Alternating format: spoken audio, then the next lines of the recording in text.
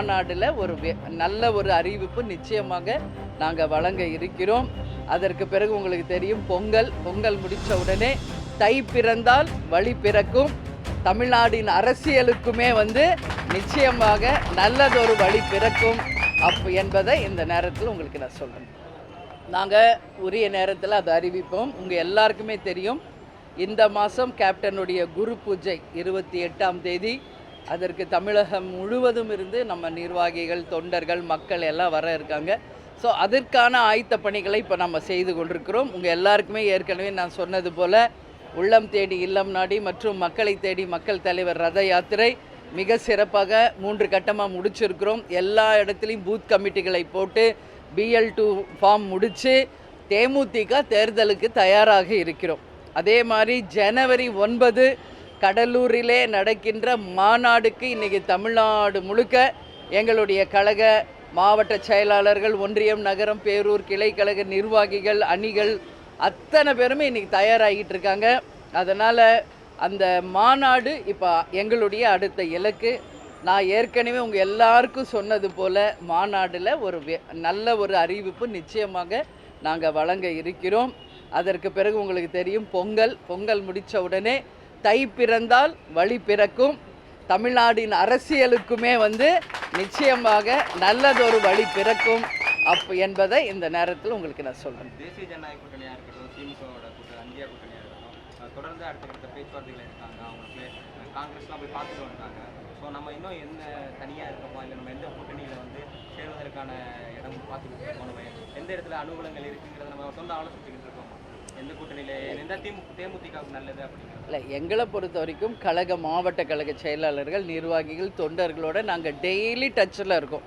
உங்களுக்கு எல்லாருக்கும் பாருங்கள், இன்றைக்கி கூட ஆல்மோஸ்ட் எல்லோரும் வந்திருக்காங்க. அதனால் எங்களுக்குள்ள அந்த டிஸ்கஷன் தேர்தலுக்கு நாங்கள் தயாராக இருக்கிறோம் என்பதை மட்டும் சொல்கிறேன். நீங்கள் சொல்கிறீங்க அவங்க எல்லோரும் பேசுகிறாங்கன்னு. ஏற்கனவே உங்களுக்கு சொன்னதான் நான் சொல்கிறேன். தேசிய முற்போக்கு திராவிட கழகத்தை பொறுத்த வரைக்கும் கேப்டன் இருந்த காலத்திலிருந்து தமிழ்நாட்டில் இருக்கும் கட்சிகளும் மத்தியில் இருக்கும் கட்சிகளும் தோழமை கட்சிகள் தான். அந்த வகையில் எல்லாருமே இன்றைக்கி தோழமையோடு அந்த நட்புணர்வோடு எல்லாருமே பேசுகிறாங்க, பழகிட்டு இருக்காங்க. இன்னும் கூட்டணி பேச்சை பற்றியோ யாருடன் கூட்டணி அமைப்பது என்பதை பற்றியோ இதுவரைக்கும் தேமுதிக இன்ன வரைக்கும் நாங்கள் அதை முடிவு எடுக்கலை. உரிய நேரத்தில் நல்ல ஒரு தகவலை உங்களுக்கு நாங்கள் அறிவிப்போம்.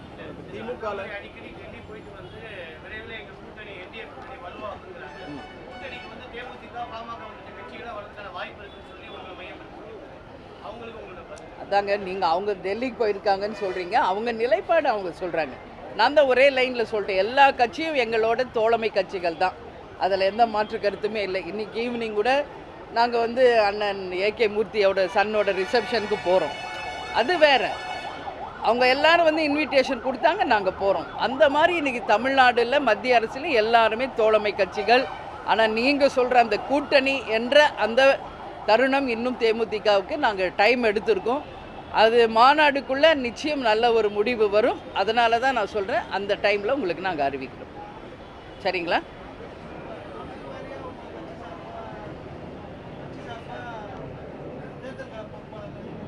ஆமாங்க, நாங்களும் ஏற்கனவே எல்லாமே நாங்கள் அமைச்சு அந்த வேலைகள் நடந்துக்கிட்டு இருக்கு.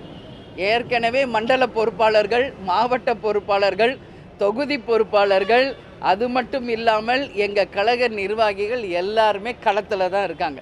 இன்றைக்கி நேரத்தில் ஆல்ரெடி ஒரு 1 இயராக இந்த பணி நாங்கள் பண்ணுறோம். அதனால தான் இன்றைக்கி தமிழ்நாடு முழுக்க இருக்கின்ற 68,000 பூத்துலேயும் நம்மளால் பூத் கமிட்டி அமைக்க முடிஞ்சிருக்கு. BL2 இன்றைக்கி எல்லா தொகுதிக்கும் நம்ம கொடுத்தாச்சு. ஸோ இதுவே நாங்கள் தேர்தலுக்கு ரெடியாக இருக்கும் என்பதற்கான உதாரணம் என்பதை தெரிவிச்சுக்கிறேன். யாருடன் கூட்டணி, எத்தனை சீட்டு, எந்த தொகுதி, யார் வேட்பாளர், இது மட்டும்தான் உங்களுக்கு நாங்கள் சொல்லணும். இவ்வளோ நாள் வெயிட் பண்ணிட்டீங்க, ஒரு ஜனவரி 9 வரைக்கும் நீங்கள் எல்லோரும் வெயிட் பண்ணணும்னு சொல்லி இந்த நேரத்தில் கேட்டுக்கிறேன்.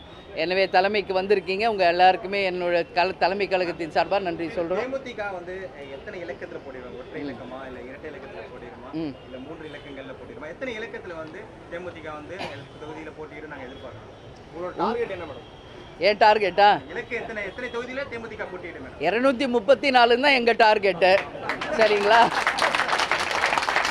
எங்கள் டார்கெட் என்னன்னு கேட்டிங்கன்னா நாங்கள் அதை தான் சொல்லுவோம். சரிங்களா? அதனால் பொறுத்துருங்க.